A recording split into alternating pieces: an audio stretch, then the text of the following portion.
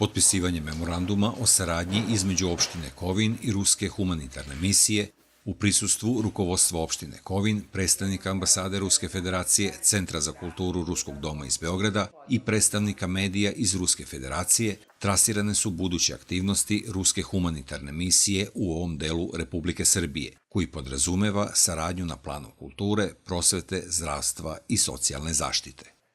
Memorandum su potpisali predsednica opštine Kovin Sanja Petrović i direktor Ruske humanitarne misije za Balkan Branimir Nešić. Današnje potpisivanje protokola o saradnji između opštine Kovin i Ruske humanitarne misije koju zastupa rukovodilac regionalnog predstavništva za Balkan, gospodin Branimir Nešić, je za nas veoma svečan i važan čin zato što predstavlja tek početak jedne lepe saradnje sa Ruskom humanitarnom misijom u mnogim oblastima. Ono što je veoma važno jeste da danas otvaramo Ruski kutak u okviru naše biblioteke, jer je već na današnji dan Ruska humanitarna misija poklonila našoj biblioteci čak 819 knjiga na ruskom jeziku, od čega je 80% literature iz književnosti za decu. Upravo zbog tog impozantnog broja naša biblioteka postaje veoma prepoznatljiva jer će imati najveći broj knjiga za decu na ruskom jeziku ne samo u Srbiji, već i na Balkanu. Kovin je izabran za partnera između ostalog jer se tradicija dobrih odnosa Rusije i Srbije ogleda dugo godina unazad na ovom prostoru, a prvi je svakako podatak da je nakon oslobođenja od Turaka tadašnja Rusija poklonila veliki broj knjiga žiteljima ovog kraja, a koji se i danas koriste u mnogim crkvama. Osim toga, Južni Banat je bio centar takozvane bele ruske emigracije u Srbiji. Ruska humanitarna misija ima projekte u oblasti obrazovanja, zdravstva i u oblasti pomoći socijalno ugroženom stanovništvu, a prvi projekat nakon potpisivanja memoranduma o saradnji u oblasti obrazovanja je upravo otvaranje Ruskog kutka i donacija knjiga na ruskom jeziku biblioteci u Kovinu. Danas već u oblasti obrazovanja i kulture otvaramo taj naš ruski kutak koji treba da bude ne samo mesto gde će se nalaziti veliki broj knjiga na ruskom jeziku, nego mesto koje će okupljati sve zaljubljenike u rusku kulturu i rusku literaturu. Tako da u okviru njega planiramo i da budu časovi ruskog jezika i raznorazni manifestacije, događaji koji će pospešiti saradnju dva bratska naroda.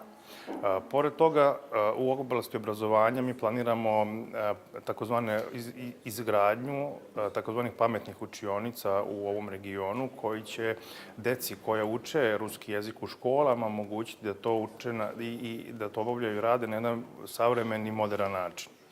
U oblasti zdravstva takođe tu su mnogi različiti projekti od onih koji će verovatno brzo biti realizovani. To je dolazak ruskih lekara specijalista i saradnja sa Domom zdravlja opštine Kovin. Tako da su to neki projekti koji su planirani u ovoj godini, u sledećoj godini. Ovaj memorandum je širok, on je sveobuhvatan i mi se nadam da će u okviru njega biti realizovani mnoge druge stvari od značaja za opštinu Kovin. Nakon potpisivanja memoranduma, ceremonija svečanog otvaranja Ruskog kutka nastavljena je u biblioteci Vuk Karadžić. Za ovu priliku poseban program izveli su učenici osnovne škole Bora Radić iz Bavaništa, koji izučavaju ruski jezik u okviru redovne nastave.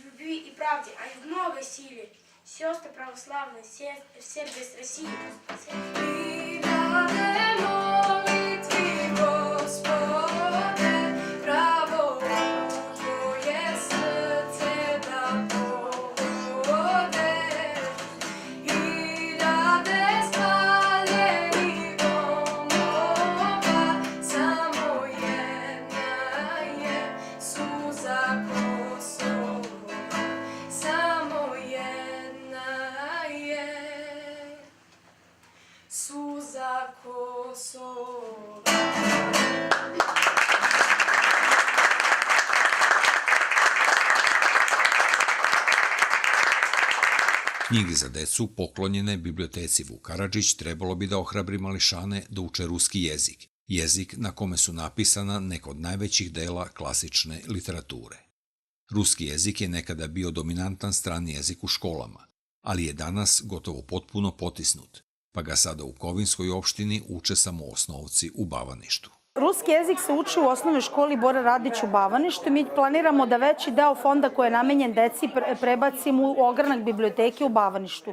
I tu ćemo se truditi da organizujemo programske sadržaje za decu koji uče ruski jezik od 5. do 8. razreda.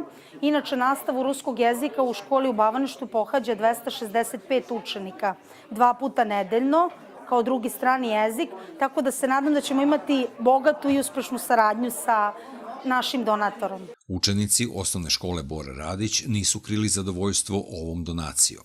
Fond bio jako oskudan, samo je nastavnica donosila knjige, a sada ćemo moći mi, kad god želimo da uzmemo, da pročitamo knjigu i mnogo nam znači za razvijanje ruskog jezika u našoj školi.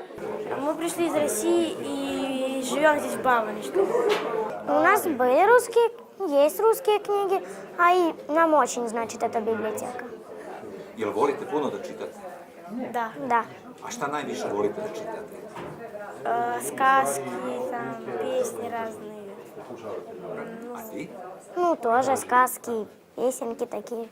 Osim dečije literature, knjižni fond biblioteke će biti obogaćen i delima klasične i savremene ruske literature, koji će biti na raspolaganju svim građanima Kovina i Južnobanatskog okruga.